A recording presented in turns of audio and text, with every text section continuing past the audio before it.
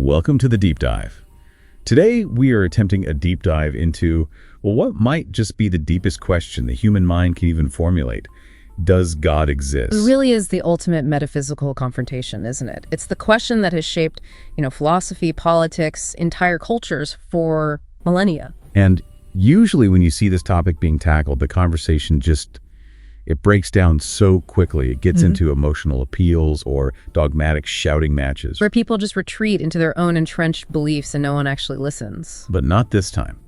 The source material our listeners sent in is from an extraordinary event, a highly structured, very high-stakes public debate. It features a leading Islamic scholar, Mufti Nadvi, arguing for the existence of God. And on the other side, a declared atheist and rationalist, the renowned poet and writer Javed Akhtar, arguing the negative. And our mission here is, I'd say, ambitious, but also very focused.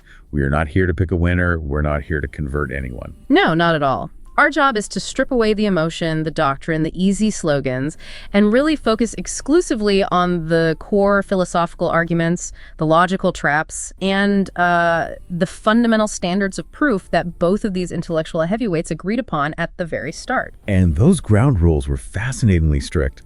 The debaters mutually agreed to focus solely on akal, which is, pure, unadulterated logic and reasoning. And they had explicit prohibitions, no religious slogans, no trying to prove one particular faith is superior to another, and absolutely no appeal to scripture. The entire goal was to reach a conclusion that was, in their words, logically undeniable. Like 2 + 2 = 4. Exactly. So this creates a really unique kind of battleground. You have the scholar, Mufti Nadvi, who's operating purely in the realm of, rigorous philosophy. His whole aim is to establish the logical requirement for what he calls a necessary being. And then on the other side, you've got the rationalist, Javed Akhtar, who's focused much more on historical skepticism, the utility of belief, common sense, and really attacking the fundamental definition of what faith even is. Right.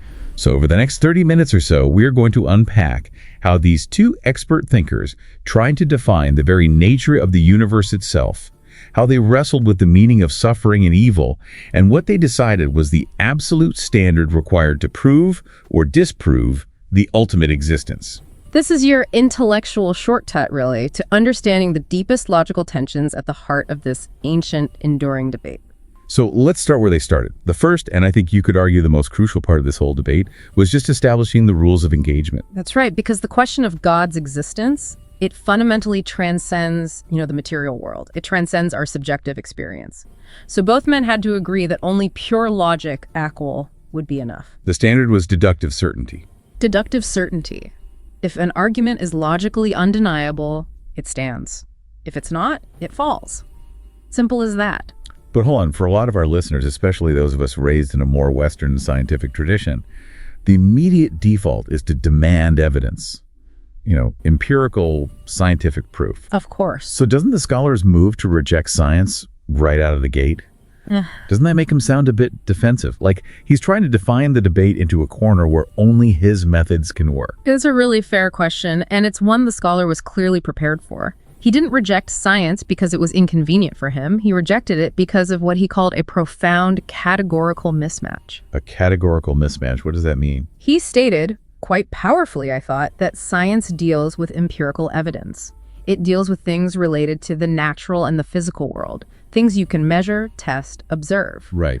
But God, by definition, is a non-physical and supernatural reality, so they're operating in two completely separate domains. I see. So you can't use the tools of one domain to measure the other. You can't. And he even cited some external validation for this. He referenced the National Academy of Science, which itself acknowledges that science, and I'm quoting here, doesn't have the processes to prove or disprove the existence of God. So science is inductive. It builds theories based on observation. Exactly. Whereas God, as a metaphysical entity, he argues, requires a deductive proof.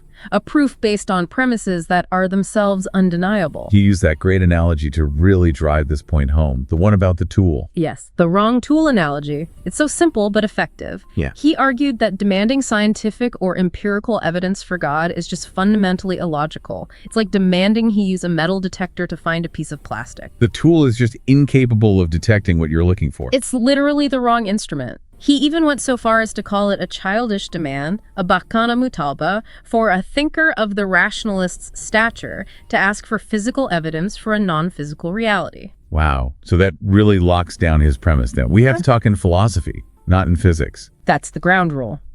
And he didn't stop there. He also immediately took revelation off the table. He said he would not use any scriptural evidence. Which is huge for a religious scholar. It's massive. He confirmed that while he might see scripture as a valid source of knowledge for believers, it carries zero weight in a purely logical discussion with an atheist. He was absolutely committed to that. So the entire battleground is reduced to one thing: definitive, undeniable, logical reasoning.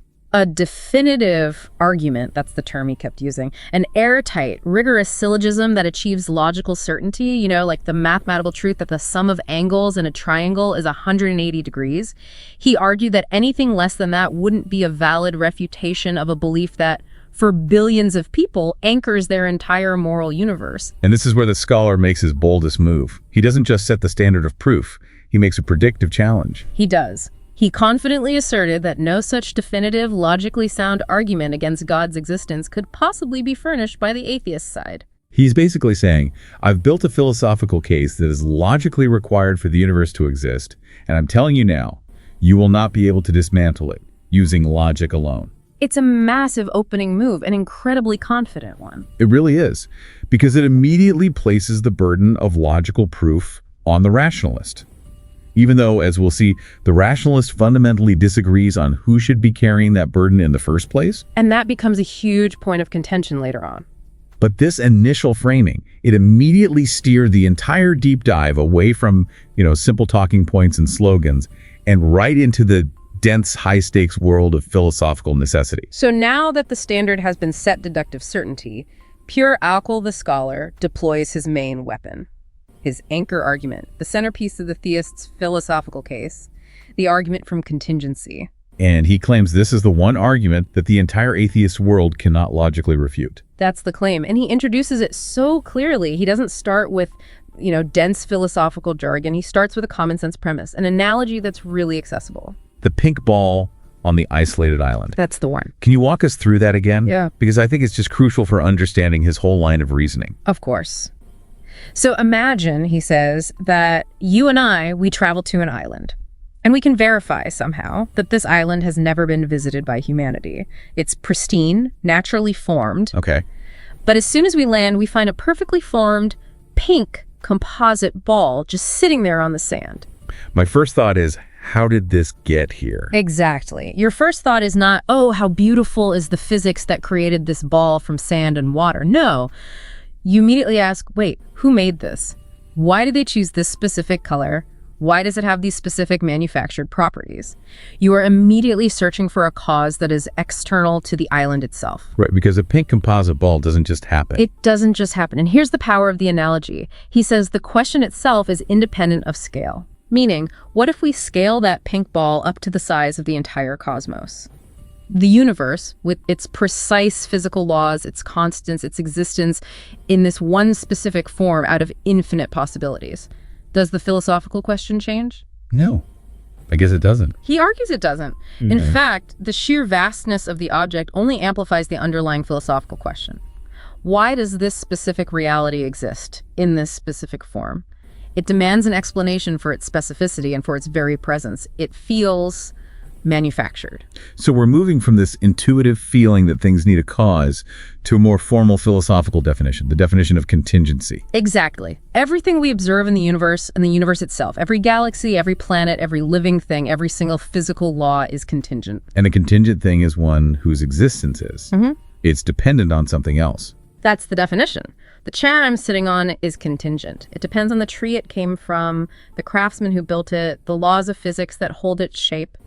The universe itself is contingent because it's bound by time and space. And by definition, anything that begins or ends is contingent. And here's where the logical necessity comes in. The thing he says is undeniable. If everything we see is contingent, if it's all dependent on something else for its existence, then you have this infinite chain of dependencies. a stack of philosophical dominoes. This is the pivot. This is where the argument moves to the idea of the necessary being. He says the logical necessity is that this chain of dependent existence must eventually terminate at an independent cause. A necessary being. A necessary being. An entity whose existence is eternal, uncaused, independent. Its non-existence must be logically impossible. Why? Why is its non-existence logically impossible? Because if there was no independent starting point, no necessary anchor for the whole chain, then the entire chain of contingent things could never have begun to exist in the first place. Okay, but this brings up that immediate counter-argument that philosophers have wrestled with for centuries. The infinite regress of causes. Right. Why can't the chain just go backward forever and ever? Yes, cause A leads to cause B, which leads to cause C, and it just never stops. The scholar argues that while you can conceptually imagine an infinite series of numbers, 1, 2, 3, on, an infinite regress of actual causes in practical causal reality is a logical fallacy. Can you give an example of that? How does he explain it? He uses a couple of analogies. Imagine a train where every single car is being pulled by the car in front of it. Now, if that chain of cars is infinitely long and there is no locomotive at the very front, will the train ever move? No, of course not. Right. There's no original source of power. There's no independent mover to get it all started. Precisely. Or another one he used in the Q&A. Imagine I need $100, but I can only get it by borrowing it. The person I borrow from also has to borrow it, and the person they borrow from has to borrow it, and so on, ad infinitum. If the chain of borrowing never ends. I will never get the $100. The money, or in that case of the universe, the very existence, is never actualized because there is no independent source that gives it reality. So the very fact that the universe exists, that we're here talking about it, proves, deductively, he argues, that the chain of contingency must terminate. It has to stop at a non-contingent necessary being. that is a remarkably tight logical chain. You almost feel trapped by the necessity of it. Which I think was his entire intention, to establish a logical anchor for the existence of something eternal and uncaused before he even gets to calling it God. Right, and once he's established that logical necessity, he then starts to deduce the required attributes of this entity. Right. And he's very clear that he's not getting these from Scripture. He's deriving them purely from logic. From the demands of the universe itself. What were those 4 required attributes again? Okay, so first, it must be independent. That's just part of the definition of necessary. It can't rely on anything else for its existence. Makes sense. Second, it must be eternal. It has to have no beginning and no end, because if it had a beginning, it would have been caused by something else, which would just make it another contingent being in the chain, and that defeats the whole argument. Right, so independent and eternal. What's the third? It must be powerful. The necessary being has to possess the capacity to actualize all these contingent things into reality. It needs the power to, initiate creation, to push that first domino. And the fourth attribute brings us right back to that pink ball analogy. Why this universe with its specific, precise laws and not some other? Exactly. It must be intelligent and knowledgeable. The universe isn't just a chaotic, random mush. It is governed by incredibly precise, complex laws, physics, chemistry, biology. For an independent entity to instantiate such a highly ordered, structured, and fine-tuned reality, it can't just be a random unconscious force. It has to have a mind. It must possess knowledge and intelligence on a scale commensurate with the complexity of the creation. So the scholar argues that these 4 attributes, independent, eternal, powerful, and intelligent, are the absolute minimal logical requirements for the entity that explains the existence of our contingent universe. So scholars laid out this very rigorous philosophical case for a necessary being. But the rationalist, Javed Akhtar, he wasn't content to just play on the scholar's philosophical turf. Not at all. He immediately shifted the attack to history, to common sense, and to the utility of belief itself. It's a classic strategy, right? If you feel you can't immediately dismantle this dense ontological or cosmological argument, you attack the practical foundation of the belief system itself. Precisely. And he started with a really powerful critique anchored in history. Yeah. The historical record of failed gods. He brought up the Greeks, the Romans, the Egyptians. Yes. He pointed out that these were intelligent, powerful, advanced societies. They built entire civilizations around gods like Zeus, Ra, Jupiter. These weren't fleeting beliefs. They were absolutely central to ancient life for centuries. And yet, today, They're just myths we read about in books. And his rhetorical question was just devastating. He asked if these immensely powerful and ancient belief systems failed, if they became obsolete and just vanished, what makes the current set of prevailing gods any less fani? And fani means? Ephemeral, mortal, or temporary. His point is that history shows us that gods seem to be products of cultural necessity and time, not eternal logical requirements. But his primary line of attack, the one he really hammered, was aimed at the concept of faith itself. He insisted that's the actual mechanism that modern religion uses. Yes, and he drew this incredibly sharp distinction between what he called rational belief and what he saw as irrational faith. How did he define the two? He defined belief as something that's supported by reason or evidence or just common sense. For example, he says, I believe the North Pole exists. Why? Because he trusts the accumulated evidence, the witnesses, the global geography. It's a rational conclusion. Okay, and faith? Faith, as he defined it, and this is a really critical distinction for the whole debate, is the acceptance of a proposition where there is, and I'm quoting, no witness, no evidence, no rationale, no proof. And he didn't pull any punches with that definition.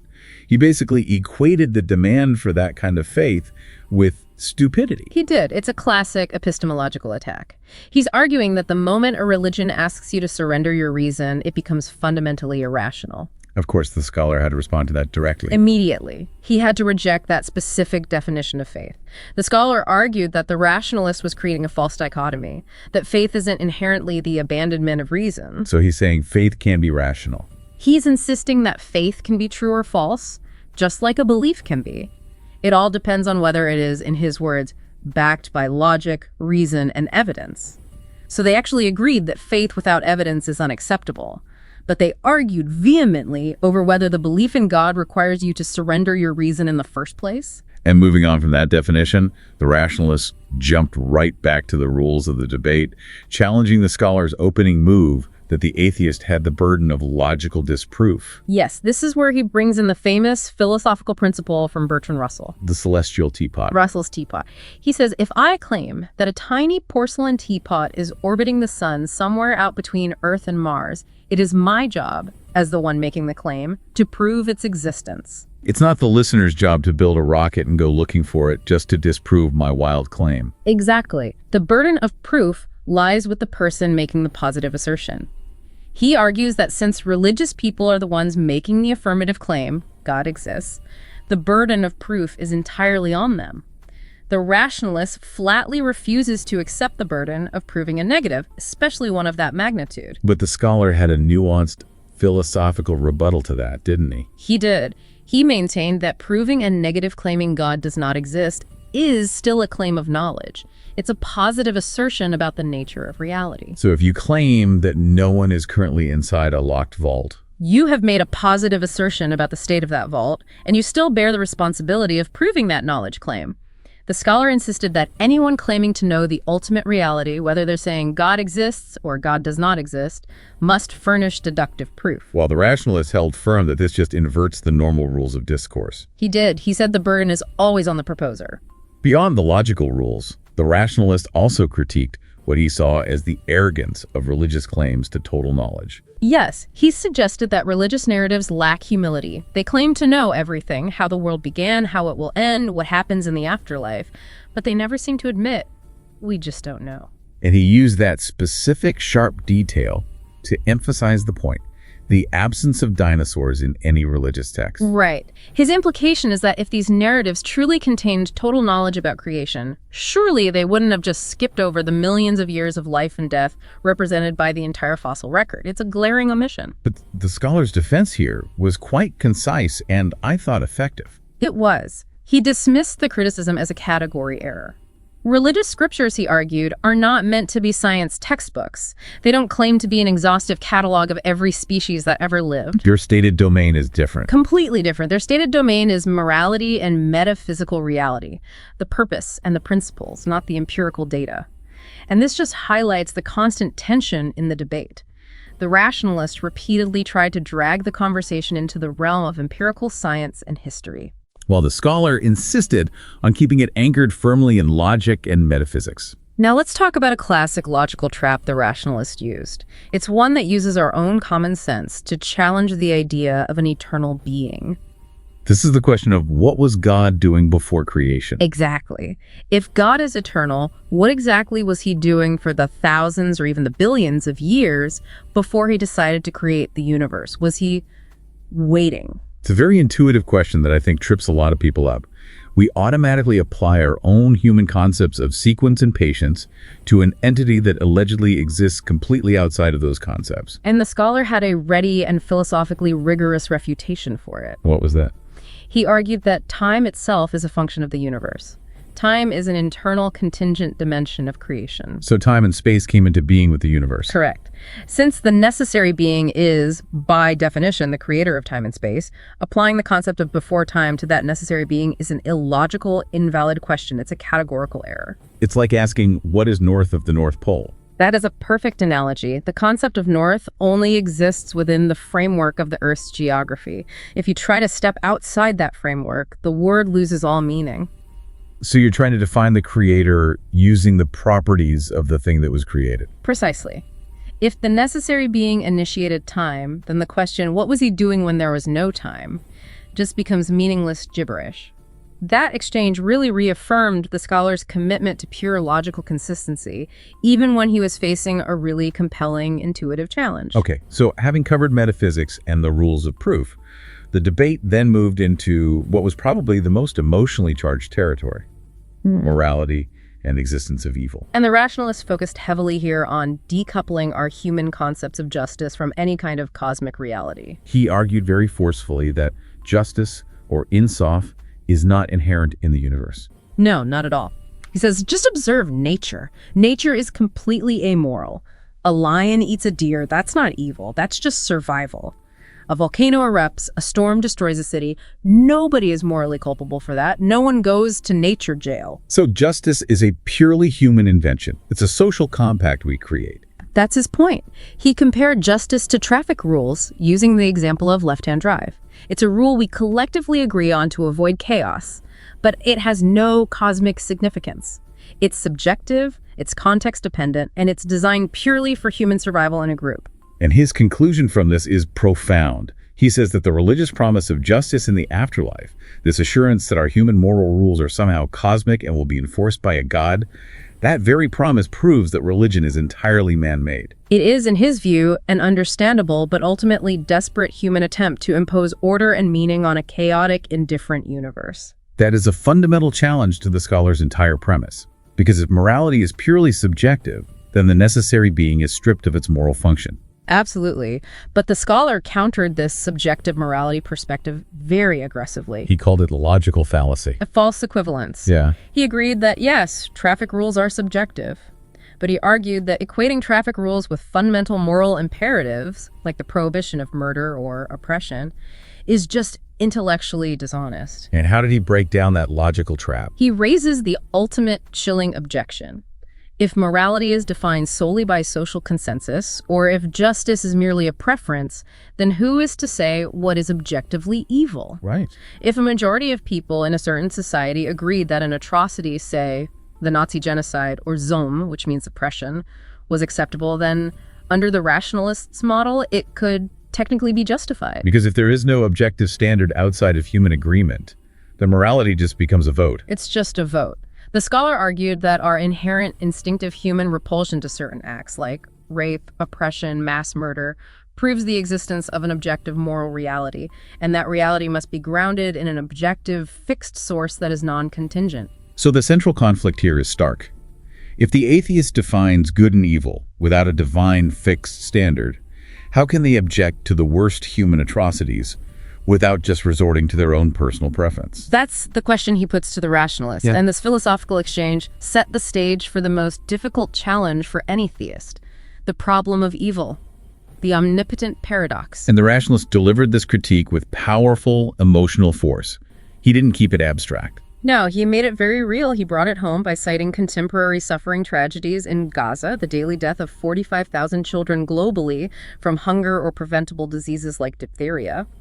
He asked, if God is omnipotent, all-present, and all-kind, and he's watching the suffering unfold, what is he doing? And he forced the issue by contrasting that massive scale of suffering with, the banality of everyday prayer. It's a sharp contrast. He argued that religious people often pray for small, mundane interventions, a job promotion, a green card, minor health issues. So if God can intervene in those small, arbitrary ways, why does he merely stand by and watch the mass death of thousands of children? And he concludes that if God has the power to stop it and simply chooses not to, then he is morally negligent and deserves no respect. It's an emotional argument rather than a purely logical one, but it taps into the deepest intuitive skepticism that people have. The scholar, knowing the weight of that emotional appeal, then deployed his most comprehensive, multifaceted defense, and it relies very heavily on the concept of the all-wise God, Al-Hakim. His defense really rested on two big challenges to the rationalists' assumptions. The first was the concept of limited perspective. Right. He argued that we are judging God's actions with a human perspective that is severely restricted. We're seeing only, as he put it, 1 pixel of the overall picture.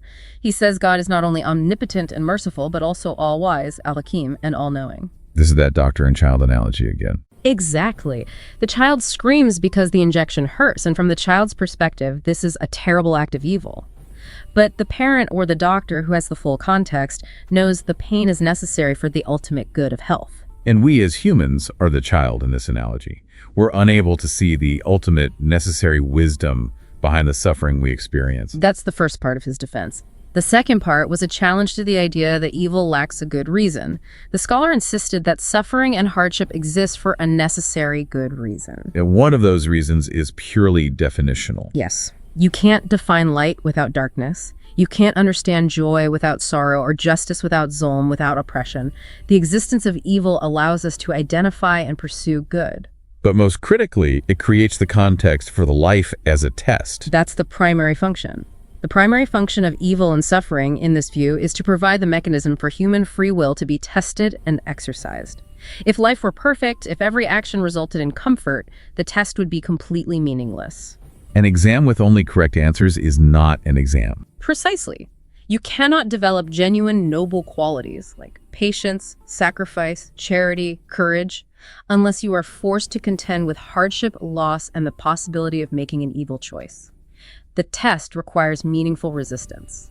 But the rationalist really drilled down into the tension between God's decree and human choice with a very specific question. He did. He asked, if a killer uses his free will to murder me, but my death was simultaneously predetermined by God, kuda ki marzi se marahu, I died by God's will, then who is accountable? Is it the killer, or is it the God who decreed the outcome? It's a deep theological paradox. How did the scholar handle it? He maintained that God created the system of free will and accountability, and that system includes the freedom to choose evil. But the accountability for the action rests entirely with the human who chooses to misuse that free will. The consequence of that choice, the guilt and the recompense in the afterlife, is borne by the agent, not the system designer. So the designer of the system is not responsible for the user's moral failure within that system. Exactly. The knife maker is not evil. The user who commits murder with the knife is the one who's evil. God created free will, but the person who exercises that free will for zulm, for oppression, is the one who bears the guilt. And that distinction allows the scholar to maintain God's ultimate sovereignty while also preserving human moral responsibility.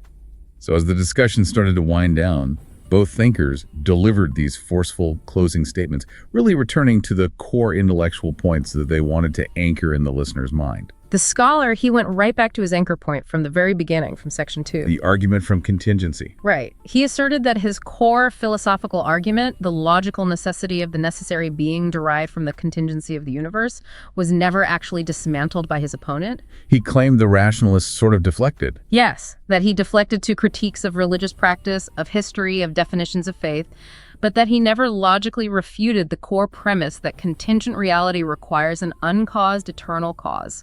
He essentially claimed logical victory on the fundamental premise of existence. And the rationalist, in turn, he focused on the real-world utility, or I should say, the harm of the God concept in society.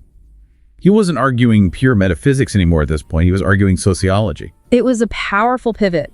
He challenged the listener to conduct a mental experiment. He said, take a world map and mark the locations where religious belief is at its highest: Latin America, the Middle East, parts of Africa and Asia. Okay. Then, he said, Overlay that map with markers for repression, for severe injustice, for the denial of women's rights, for dictatorship.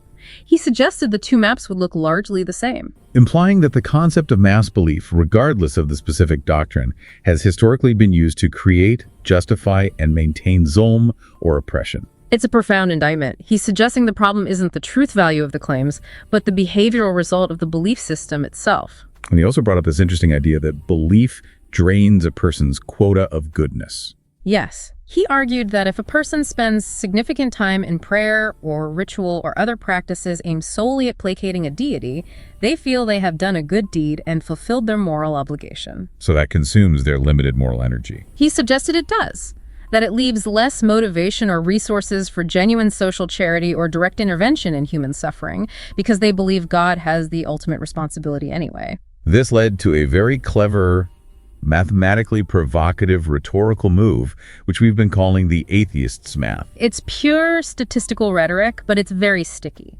The rationalists argued that the average religious person, whether they're Muslim, Christian, or Hindu, believes in one God, but they actively reject the existence of hundreds or thousands of others. Zeus, Ra, Jupiter, Shiva. So they're already mostly atheists. That's his point. He says statistically, a religious person is already, by definition, 90% theist. So if that person just takes the final step and quits belief entirely, they gain a 40% better chance of being right by moving from 90% theism to 100% theism. It's a provocative argument for consistency. And finally, during the audience Q&A, the rationalists addressed this idea of whether faith is an inbuilt part of human nature. A fitrat, as some psychologists might suggest. And he just dismissed this idea based on pure observation. He pointed to the rapidly rising percentage of non-believers, particularly in Western Europe and among younger generations globally. He sees it as an inevitable historical trend. He argues that the spread of information and logic will inevitably lead to the rejection of ideas that cannot appeal to reason over time. He sees the decline of mass religious adherence as being tied directly to the increase in human rationality. Yet, for all the intellectual maneuvering, the debate left one critical question from the rationalist fundamentally unresolved. And it circles right back to the tension at the heart of Section 4. The problem of evil and the utility of prayer. Exactly. This is the crux of the practical conflict. It is. The scholar's strongest defense against suffering was the all-wise God Al-Hakim, who designed life as a necessary test. And that means arbitrary interference from God would negate the entire purpose of that test. So the rationalist then asked, if this is true, if God is all-wise and suffering is a necessary part of the test, why do religious people still pray for direct, mundane intervention? For jobs, for health, for green cards? And that puts the scholar in a real logical bind. Because if God does answer those specific prayers and intervenes directly to stop a minor suffering, like feeling a headache or securing a job, then he is arbitrarily interfering in the necessary test, which causes the entire life as a test defense to collapse. But conversely, if God is all-wise and never interferes in mundane matters because the test itself is sacred, then why pray for those things at all? The continued practice of praying for specific, everyday outcomes suggests a functional belief that God can and does interfere. Which creates a deep philosophical tension with the most robust logical defense against the problem of evil. It was a perfect, unresolved trap to end the deep dive on. So as we wrap up this deep dive, just take a moment to consider the sheer intellectual discipline that was required to engage this question of God's existence purely through logic. We saw the philosophical weight of the argument from Contingency, the assertion that the existence of our universe logically requires a necessary being. We witnessed the profound difficulty the rationalist faced in trying to ground objective morality without a fixed divine standard. As the scholar challenged him to define zulm, to define oppression, without a divine decree. And we really experienced that intense conflict between the reality of human suffering and the claim of God's perfect wisdom, Al-Hakim. This debate, it really forced both sides far beyond their simple dogmas. It required them to operate in the dense terrain of deduction and philosophical necessity. You saw how swiftly the conversation could shift between the physical realm, the pink ball, the dinosaur fossil, and the metaphysical concepts that anchor it, the nature of time itself, and the logical impossibility of an infinite regress. Both debaters, in the end, ultimately agreed on one foundational element for human society: that justice, insaf, is absolutely essential for society to function and avoid chaos. But they had completely different foundations for it. The rationalists define justice as purely a human creation, a social contract like traffic rules, which makes it subjective. The scholar insisted it has to be objective, fixed by a divine being. Otherwise, the worst atrocities could be justified just by a majority consensus. And so, we want to leave you with this final provocative thought to mull over. If we accept the rationalists' claim that justice is purely a human creation, a rule we invented to manage ourselves in a chaotic, amoral universe, does that make our commitment to fighting for it in the face of immense natural and human evil weaker?